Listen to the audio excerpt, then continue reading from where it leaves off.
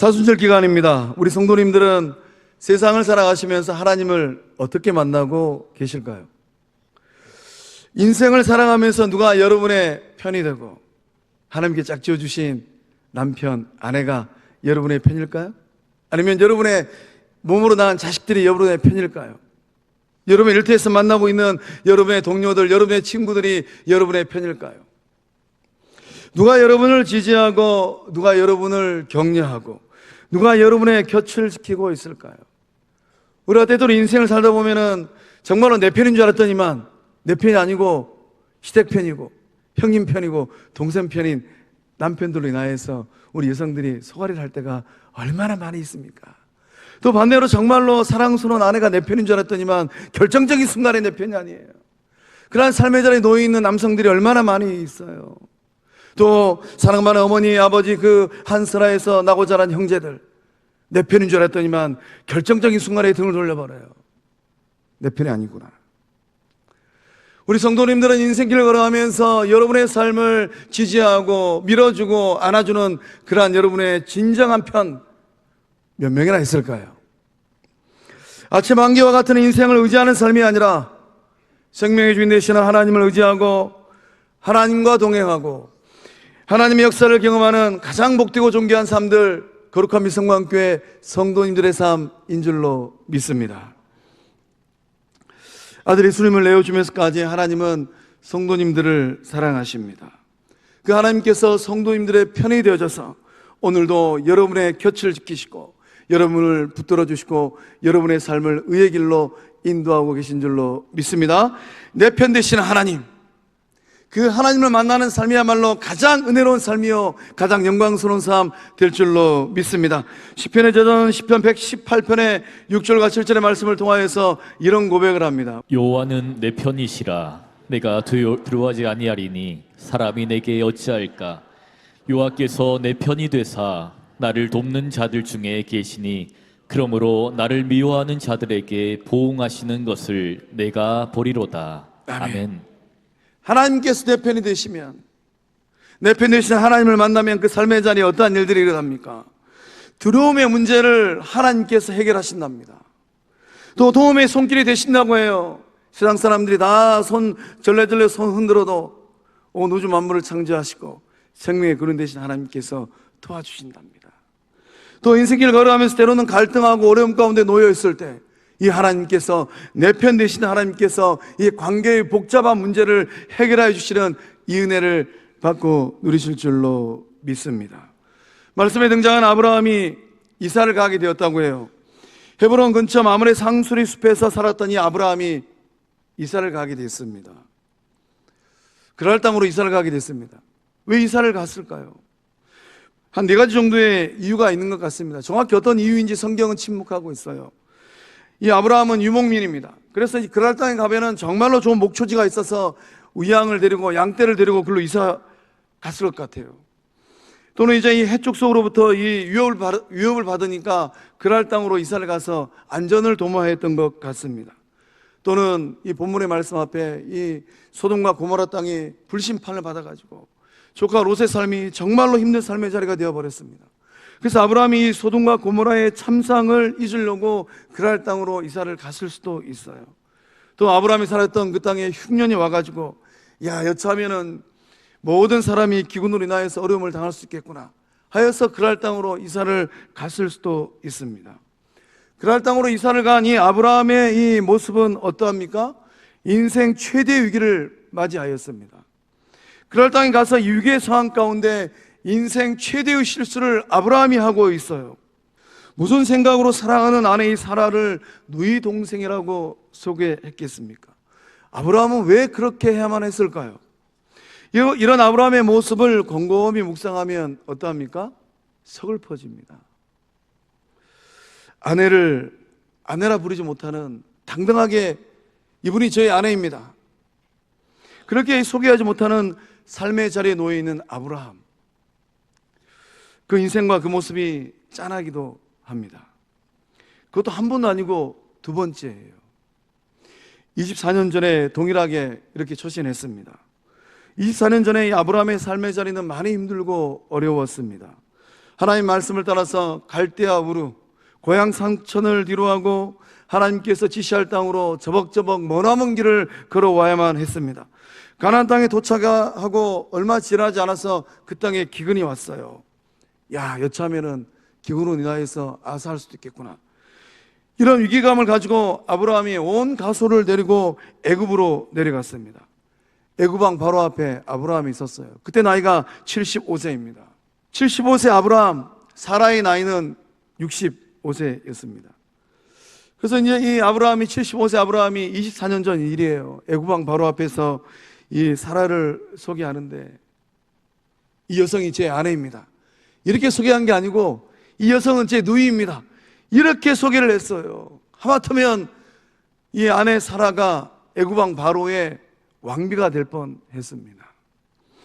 24년이라는 시간이 흘렀습니다. 본문에 등장한 아브라함의 나이는 몇 살일까요? 99세예요. 세상을 99년을 살았어요. 인생을 99년을 살았습니다. 조금만 더 지나면 100세 인생이에요. 75세에 부름을 받고 사명자의 길을 24년을 걸어왔습니다. 24년 전에 비하면 경제력도 또 세상적인 능력도 출중한 아브라함입니다. 집에서 기르고 훈련시킨 용맹스러운 가병이 318명이에요. 거의 군대로 치면 대대급입니다. 이런 아브라함이 아내를 아내라 부르지 못하고 누이라고 소개하고 있어요. 인생을 살다 보면 누구나 한두 번은 크고 작은 실수를 하고 있는 것 같아요. 이런저런 실수를 하는 것 같습니다. 예배자리에 나오신 성도님들은 세상을 살아가면서 또 가정에서 영적 공동체 안에서 어떤 실수를 누구에게 어떻게 하였을까요? 말로 실수하고 두 손과 두 발로 실수하고 또 삶의 자리에서 실수를 하고 그 실수를 어떻게 감당하고 계실까요? 누가 그 실수를 덮어주고 누가 그 실수를 만회하게 하셨을까요? 예배전에 나오신 성도님들은 그 인생길에서 어떤 실수들을 반복하고 계실까요? 아브라함이 한 번도 아니고 두 번씩이나 12장 애굽에서 20장 그랄에서 동일한 실수를 범한 이유가 있다면 무엇일까요? 아브라함에게 마음의 병이 있기 때문입니다. 어떤 마음의 병이겠습니까? 불안과 두려움이에요. 하나님의 말씀을 따라서 고향 친척 아버지 집을 떠났어요. 정말로 위대한 믿음의 결단입니다. 하나님 말씀을 따라서 이곳저곳 정처 없이 두루 다닐 때였습니다. 아브라함의 마음 한구석에는 불안과 두려움이 꽈리를 들고 있었어요. 24년 전 기근의 문제로 애굽에 내려갔을 때 아브라함이 이런 고백을 해요. 75세 때 나이입니다. 창세기 12장 11절과 13절의 말씀을 우리 24년 전 아브라함의 심정으로 함께 읽어보겠습니다. 그가 애굽에 가까이 이르렀을 때 그의 아내 사라에게 말하되 내가 알기에 그대는 아리따운 여인이라. 애굽 사람이 그대를 볼 때에 이르기를 이는 그의 아내라 하여 나는 죽이고 그대는 살리리니 원하건대 그대는 나의 누이라 하라. 그러면 내가 그대로 말미암아 안전하고 내 목숨이 그대로 말미암아 보존되리라 하니라. 아멘. 이 말씀은 곰곰이 묵상하면 아브라함이 지금 견고한 울타리가 돼가지고 여보 이렇게 애굽이자면 내가 당신의 인생을 책임지겠네 이렇게 당당하게 얘기하는 것이 아니라 지금 아내의 이 뒤에서 숨으려고 하고 있잖아요. 애굽 사람이 그대를 볼 때 이르기를 이는 그의 아내라 하여 나는 죽이고 그대를 살리리니 살해 위협을 받고 있는 거예요. 원하건대 그대는 나의 누이라 하라. 그러면 내가 그대로 말미암아 안전하고. 이게 거꾸로 된 거 아닐까요? 아내가 남편을 통하여서 안정감을 느껴야 되는데 이제는 75세 그래도 족장입니다. 아브라함이 여성이잖아요. 연약한 아내인 사라의 품을 통하여서 안정감을 누리려고 하고 있습니다. 그만큼 아브라함은 살해 위협을 느끼고 있다는 거예요. 내 목숨이 그대로 말미암아 보존되리라. 정처 없이 또 도는 유복민 인생을 살고 있는 인생의 무게가 너무 무거워서 여차하면 기근으로 죽는 건 둘째하고 이 애굽 땅에서 이방인으로 살아야 되는데 애굽 사람들 손에 하나님 말씀을 따라서 인생길 제대로 살아보기 전에 내 인생이 여기서 끝나겠구나. 이런 위기감을 느끼고 있는 아브라함의 인생, 그 인생의 비애를 여전히 여실하게 보여주고 있는 말씀입니다. 오늘 본문의 말씀에서도 동일한 고백을 하고 있죠. 그랄 왕 아비멜렉이 아브라함을 불러서 자초지정을 묻고 있어요. 네가 무슨 뜻으로 이렇게 하였느냐. 아비멜렉의 입장에서 생각해 보면 왕입니다. 그랄 왕이에요. 좀 억울해요. 5절 말씀 보니까 이 5절 말씀의 고백처럼 그랄 왕 아비멜렉은 온전한 마음, 깨끗한 손으로 아브라함을 선대했습니다. 선행을 베풀었어요. 이 본문의 말씀에 등장하는 열국의 어머니 사라의 나이는 65세 나이가 아니고 이제 할머니가 되셨어요. 89세입니다. 89세의 할머니 사라가 진정 아브라함의 동생인 줄로 생각하고 그랄 왕 아비멜렉은 아브라함과 좋은 관계를 형성하기 위하여서 사라를 왕궁으로 데리고 왔다라는 것이죠. 그랄 왕 아비멜렉이 하나님 앞에서 고백하잖아요. 하나님, 저는 온전한 마음, 깨끗한 손입니다. 하나님 앞에서 부끄럽지 않다라는 거예요. 어쩌면 이 아비멜렉의 심정은 내가 믿는 도끼에 발등치겠구나, 이런 마음일 것 같습니다. 아브라함은 24년 전과 비교해보면 조금 더 다르잖아요. 세월이 24년이라는 세월이 흘렀습니다. 하나님의 말씀을 따라서 믿음의 조상이 되어야 되는데 여전히 미성숙한 것 같아요. 그 오랜 세월이 지났음에도 불구하고. 그래서 이제 99년의 인생을 살고 24년의 세월이 흘렀습니다. 그럼에도 불구하고 여전히 아브라함의 마음속에 자리 잡고 있는 내적인 문제는 무엇입니까? 두려움이에요. 우리 11절과 12절의 말씀, 아브라함의 마음으로 우리 함께 읽어보겠습니다. 시작. 아브라함이 이르되 이곳에서는 하나님을 두려워함이 없으니 내 아내로 말미암아 사람들이 나를 죽일까 생각하였으며 또 그는 정말로 나의 이복 누이로서 내 아내가 되었음이니라. 아멘. 아브라함이 고백을 합니다. 이곳에는 하나님이 두려워하는 사람이 없는 것 같습니다. 근데 곰곰이 말씀을 묵상하면 그랄 왕 아비멜렉은 하나님을 두려워하는 사람인 것 같아요. 아브라함이 지금 뭔가 착각하고 있는 건 아닐까요? 또 아브라함이 24년 전과 동일한 고백을 합니다. 내 아내로 말미암아 89세 된 할머니입니다. 그 미모가 정말로 수려하였을까요? 사람들이 나를 죽일까 생각하였으며 여전히 마음속에는 두려움이 있어요. 살해 위협을 당하고 있는 것입니다. 낯선 땅에서 낯선 사람들의 손에 이 죽임을 당하고 아리따운 아내, 나이는 조금 더 많이 드셨습니다. 사라를 빼앗겨 버릴 것 같은 막연한 두려움입니다.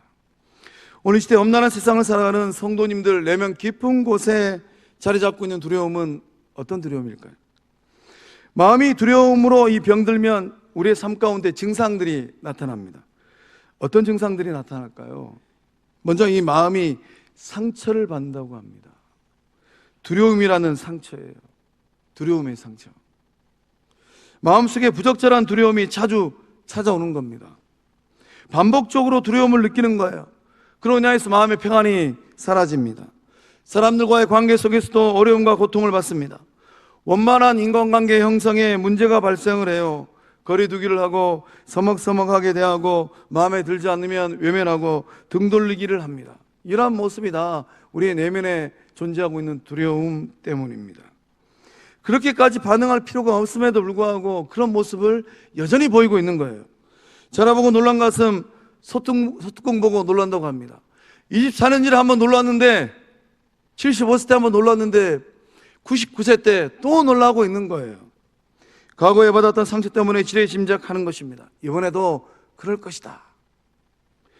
24년 전 애국 사람들이 아리따운 이 아내 사라를 보고 살해 위협을 가했을 것 같아요.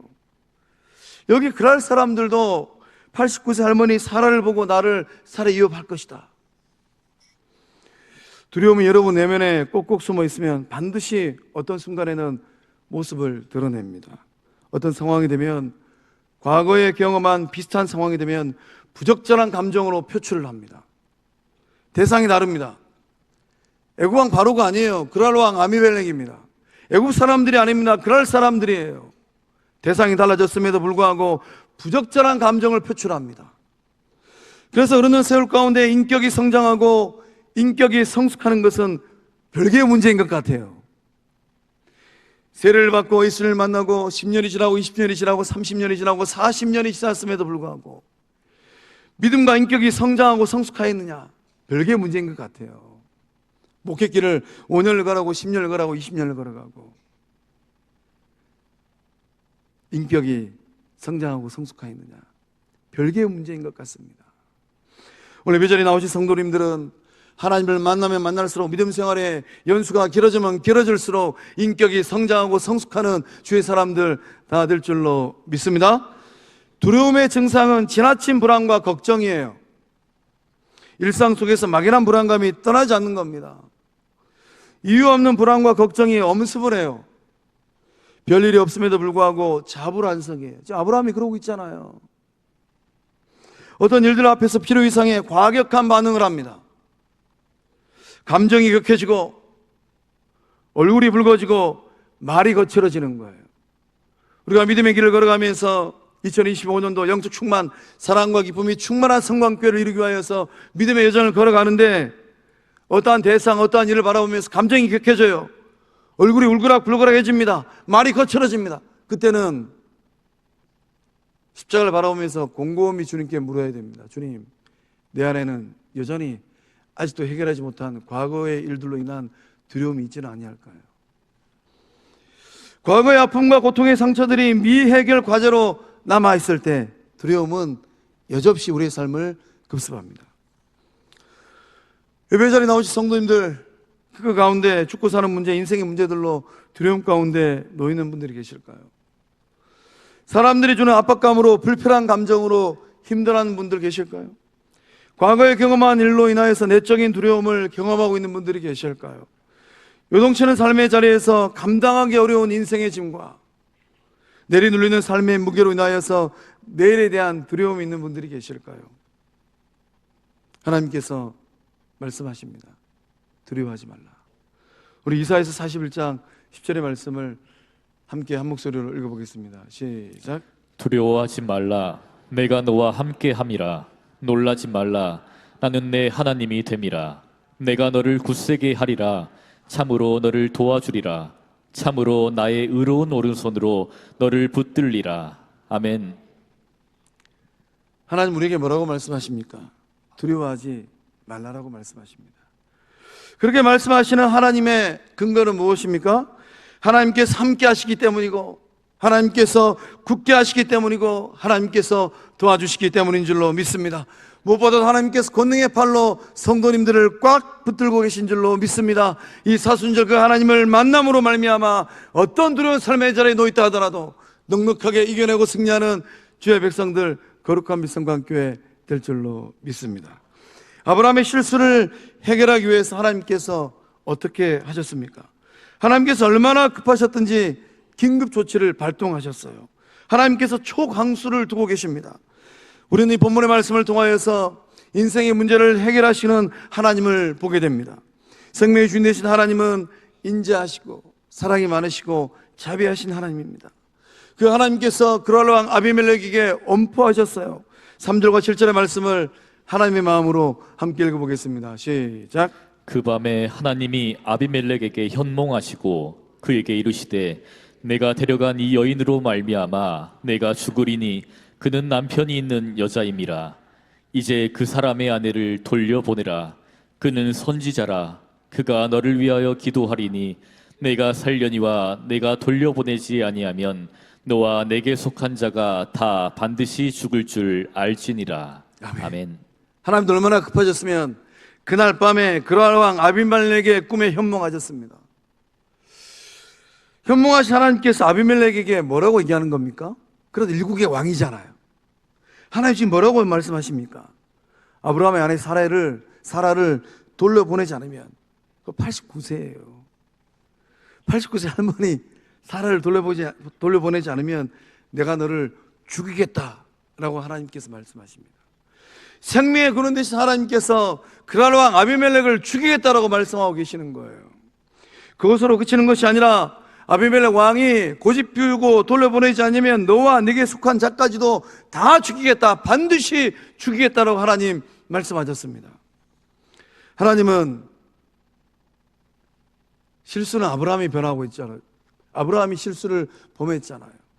하나님은 실수를 범한 아브라함을 나무라지도 꾸짖지도 않았습니다. 오히려 선한 마음으로 아브라함과 사라를 선대했던 아비멜렉에게 엄포를 놓고 계세요. 그럼 하나님 이해가 되십니까? 하나님은 왜 그렇게 하고 계시는 겁니까? 하나님께서 믿음의 조상이 되어주고 열국의 아비가 되어주고 열국의 어미가 될 아브라함의 편이 되시고 사라의 편이시기 때문인 줄로 믿습니다.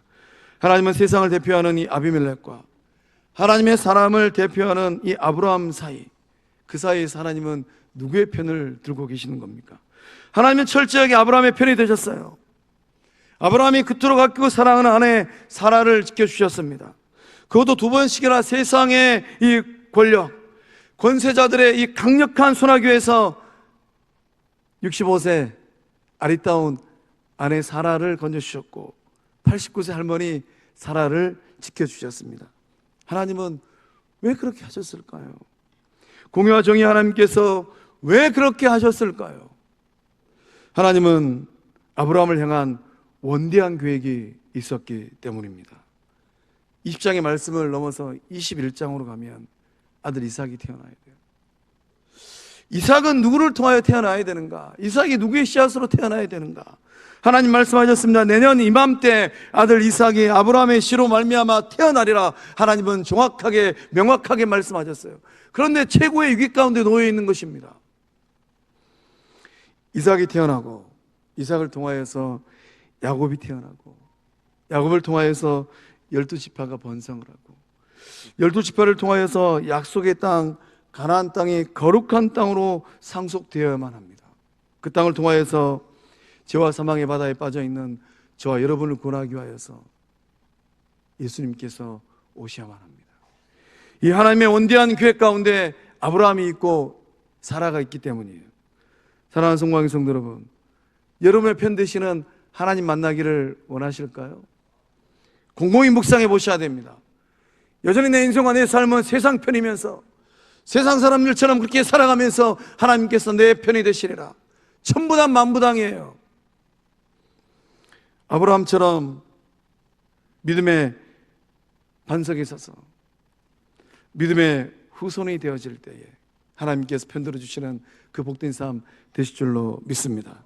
하나님을 철저하게 의지하였던 아브라함처럼 그렇게 하나님을 믿고 신뢰할 때에 하나님께서 성도님들의 편이 되시고 거룩한 및 성광교의 편이 될 줄로 믿습니다.